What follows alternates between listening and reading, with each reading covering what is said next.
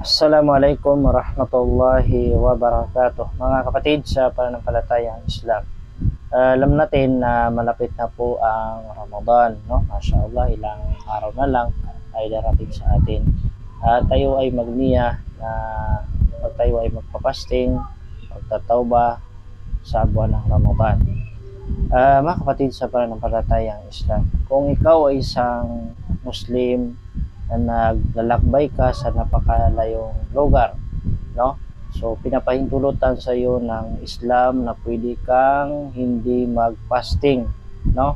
At pwede rin na ikaw ay mag-fasting. Sabihin ay nakadepende sa iyo kung gusto mong mag-fasting, no? Na ikaw ay naglalakbay ay pwede po. At kung gusto mo rin na hindi mag-ayuno, no? Dahil ikaw ay naglalakbay sa malayong lugar at hindi mo kaya, ay pinapahintulutan ng iyong relihiyong Islam.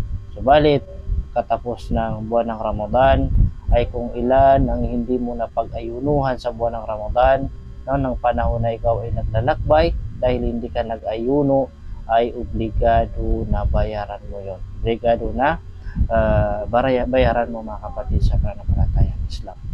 Ang dalil na pinapahintulutan ng ating relihiyong Islam na pwede kang hindi mag-fasting at pwede ka rin na mag-fasting kapag ikaw ay naglalakbay, no, sa malayong lugar, ay yung sinabi ng ating mahal na propeta Muhammad sallallahu alaihi wasallam na in syi'ta fasum wa in syi'ta fa-aftir. Paman na o kabaya ka, ating Rasulullah sallallahu alaihi wasallam na pusa ka kung gusto mo ay mag-ayuno ka, at kung gusto mo naman